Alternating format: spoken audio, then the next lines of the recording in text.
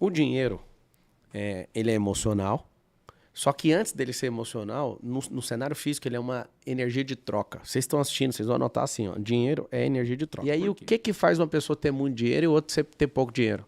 Aí ele começa a ser emocional. Por quê? Porque para o dinheiro ser emocional, ele precisa ter governança. Então, na sua mente, o tanto de dinheiro que você dá conta de governar é até onde você vai. Por exemplo. Isso eu acredito. Não, é 100%. Isso é metafísico. Eu tenho um carro de 6 milhões.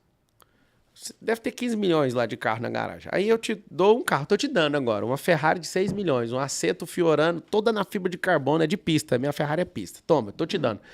Aí você fala, nossa, obrigado. Só que você tem que pagar o IPVA. O IPVA é 300 mil. E agora? Tá endividado. A pessoa já é. Cara. Então é o seguinte, o dinheiro ele é emocional. O tanto de dinheiro que você tem é o tanto de problema que você dá conta de arrumar, filho. O tanto de dinheiro que você tem é o tanto de confusão que você dá conta de entrar e dá conta de sair. As pessoas, ô Bruno, vão ser lembradas por duas coisas. Os problemas que elas criaram e os problemas que elas resolvem. E os problemas que você resolve, você sempre vai ser mal pago por resolver. Mas os que você cria sempre vai fazer você ser pioneiro, porque você criou um problema. Vamos dar exemplo. Olá e seja bem-vindo ao nosso canal dedicado à fé cristã e ao desenvolvimento pessoal. Aqui, buscamos compartilhar conteúdo de qualidade para fortalecer sua espiritualidade e enriquecer sua jornada de vida. Não se esqueça de nos seguir nas redes sociais, Instagram, Facebook e TikTok, para se manter atualizado e interagir conosco. Os links estão na descrição abaixo. Separando. Agora, Pablo, vamos falar de dinheiro. Sim. Dinheiro, para você parece fácil, para a maioria dos brasileiros é difícil. Uhum. E aí você acha que isso também tem a ver com mentalidade? E a pessoa que nasceu sem pai, numa geografia desproporcional a São Paulo, por exemplo. Porque em São Paulo o cara sai para lavar um carro, faz R$100, faz R$70. Às vezes o cara tá num interiorzão que ele não tem para onde ir. Você acha que realmente toda pessoa consegue mudar a sua realidade financeira? Isso é uma dúvida interessante, porque tem muita gente de todas as realidades nos assistindo. E depois, só para complementar, como a política influenciaria as finanças diretamente do povo? Cara, quando você fala assim, qualquer um consegue? Claro que não. A pessoa tem que deixar de ser qualquer um primeiro, é a premissa. Se ela entender que ela é qualquer um, ela não vai conseguir. Tem 3 coisas que você tem que lutar na sua vida para sempre investir e sempre mudar de nível. Conectar com gente, ambiente e frequência. Ou troca essa palavra por vibração. Gente, frequência e vibração. Eu lembro de você, alguns anos atrás, sei lá, 8 ou 9, assistindo você falando uma palestra, não sei o que, negócio de sabedoria. Aí eu fiquei assim, mano, será que esse cara entende o que ele tá falando? Ficava assistindo de longe ali, nunca te vi. Aí eu vi um vídeo seu. Eu lembro de ver o Paulo Vieira falando, mentaliza. Eu falar, que papo é isso, mano? Por que esses caras ficam falando isso? Só pra você ver os questionamentos. A primeira coisa quando eu ouvi foi de... Isso não é resistência, porque ignorância gera resistência também. Tudo na vida tem o sentido bom e o sentido ruim. O estresse, por exemplo. O estresse bom é o que eu pego o ferro e levanto. Vou pra academia. Vai liberar neuroativador, o cortisol. Você vai... O estresse vai te fazer ficar mais forte. Agora os outros ficam alucinando na sua cabeça. Você não der conta de usar isso é negativo. A resistência negativa é fruto da ignorância. Não, eu não vou nem ouvir, eu nem gosto. Eu nem gosto do Brunet porque ele mistura dinheiro com Deus. Aí depois que descobri, tem 2.000 passagens falando de dinheiro na Bíblia, a pessoa vai ter que pedir desculpa. Então, assim, o dinheiro, ele é emocional. Só que antes dele ser emocional, no cenário físico, ele é uma energia de troca. Vocês estão assistindo, vocês vão anotar assim, ó, dinheiro é energia de troca. Por quê? Porque eu tenho uma indústria de garrafa. Esse aqui tem uma indústria de copo. Se eu quiser comprar 1 milhão de garrafas, se não tivesse o dinheiro, eu ia ter que trocar o equivalente em taças. Talvez 100 mil taças em 1 milhão de garrafas. Só que eu quero comprar só as garrafas e o cara não interessa nisso. Então a gente troca por esse negócio aqui, chama pecúnia, que é o dinheiro, o valor monetário. Então eu produzo, troco por essa energia, carrego essa energia para mim para poder comprar esse microfone, comprar essa mesa, comprar o que eu quiser sem ter que fazer troca. O dinheiro é isso.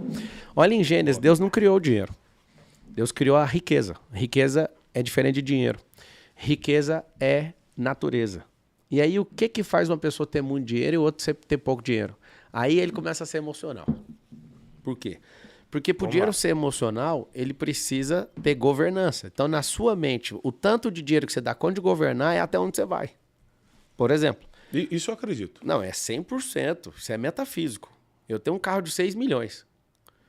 Deve ter 15 milhões lá de carro na garagem. Aí eu te dou um carro, tô te dando agora, uma Ferrari de 6 milhões, um Aceto Fiorano, toda na fibra de carbono, é de pista. Minha Ferrari é pista. Toma, tô te dando. Aí você fala, nossa, obrigado. Só que você tem que pagar o IPVA. O IPVA é 300 mil. E agora? Tá endividado. A pessoa já Endividou, cara. Não. Não tem nem nome pra pegar 300. Ó, o Rui fazendo conta. 300 mil, nem 300 mil é só o IPVA. Se ela der um pipoco na bateria, 40 mil pra arrumar. Só a bateria dessa Ferrari. Eita. Por que eu tô te falando isso? Você imagina que tem gente que ficou feliz, Brunet, quando eu falei, toma o carro de graça. Quando eu falei, toma IPVA, a pessoa vai falar o quê? Você tá doido? E se eu te desse a McLaren? Eu te dou a McLaren minha, toma, tô te dando a McLaren. Aí você fala assim, nossa, glória a Deus. Não vou tocar no assunto de IPVA, prometo. Se você acelerar ela, ela faz 500 metros com 1 litro de combustível. Tem gente que agora a escassez falou, não dá pra ter um carro desse. Você tá entendendo que o negócio não é sobre ganhar, é sobre ter um campo de energia pra fazer esse negócio girar.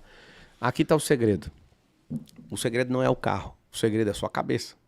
Já viu a expressão bíblica de glória em glória? Significa de resultado em resultado. Eu mudaria esse significado para você entender o que é glória através de glória. Glória é resultado. Você vai chegar diante de Deus, se você chegar lá sem almas, você vai ver o que é uma vida que não valeu a pena. Se você chegar sem transformar a vida dos outros, você vai ver o que é ter sido turista na terra e não um governante. Se você chegar de alguma forma diante da presença do Deus vivo, sem fazer o que ele te mandou, vai ser o pior dia da criação. Ali termina a criação, pra você entender.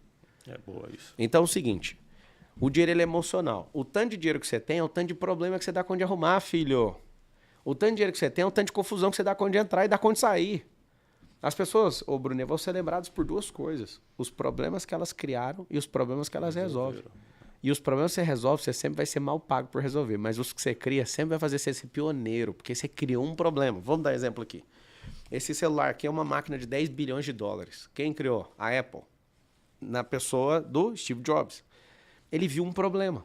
O problema é que todo mundo pirava pra uma máquina chamada... Como é que chamava aquele celular de 25 teclas lá? O BlackBerry. Ele olhou e falou, cara, o que esse celular tem demais? Por que explodiu a venda? Todo empresário começou a comprar aquele celular, porque era um teclado de computador grande, assim, você podia apertar e tal. Aí a galera, não, é pelo tanto de teclado. Ele falou, então vamos criar um problema. Eu quero um celular com a tecla. O que todo mundo fez? Riu. Do mesmo jeito que riram do Henry Ford quando ele falou que ia criar o V6. E ele falou assim, vocês são engenheiros? São. Então vocês sentam na bancada ali, só vem falar comigo o dia que esse motor estiver pronto. 6 meses depois os caras chegam com o motor, porque eles falavam que tinham que fazer em 2 blocos. Esse cara aqui, o Steve Jobs, com essa máquina custou 10 bilhões de dólares para desenvolver ela nesse estado aqui, tá bom? Seu cérebro não dá conta de ganhar disso aqui. Então, eu depois vou te dar uma sugestão sobre isso. E você tá ficando pobre porque você tem uma máquina de 10 bilhões na mão e não sabe usar. Você é usado com ela. Mas vai ouvindo. Esse cara criou o maior problema e todo mundo pirou. Falou assim, poxa, conseguimos. O Steve Jobs viu. Deixa eu contar um segredo. Conta pra ninguém que eu vou falar. Se a sua mente vê, é porque existe. Nunca mais conte isso pra ninguém, tá bom? Se a sua mente vê, funciona.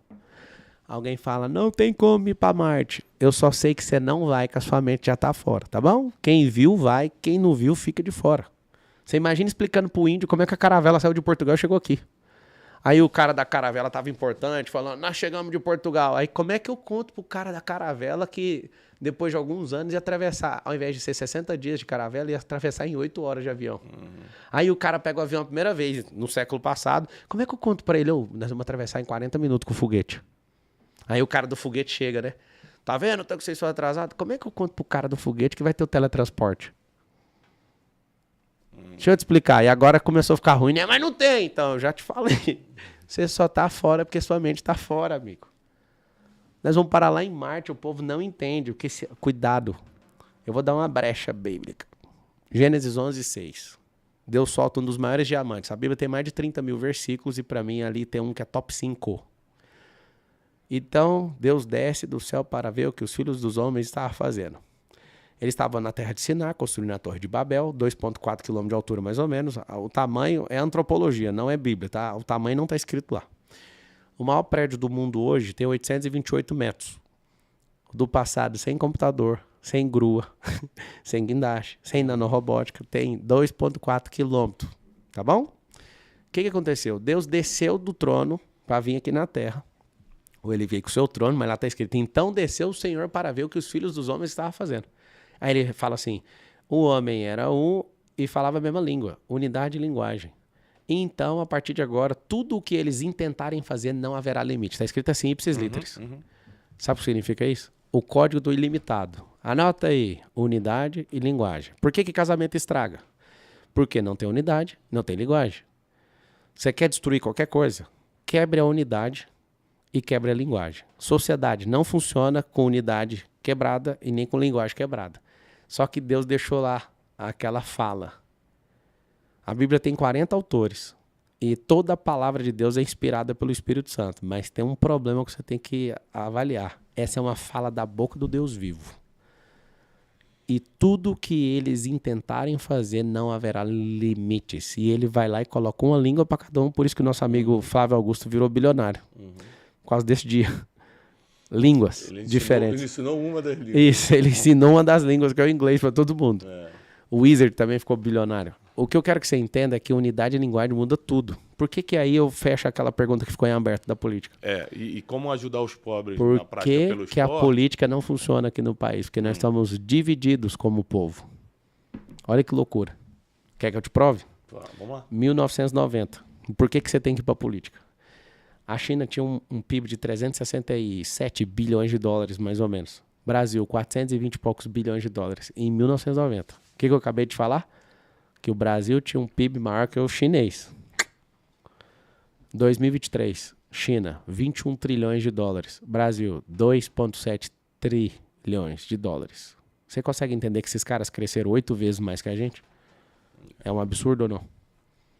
Por quê? Porque lá tem uma só língua e unidade. Não vamos discutir modelo político. Lá, o próprio chinês, eu tenho negócio lá, eles falam o seguinte: uma nação, 2 sistemas.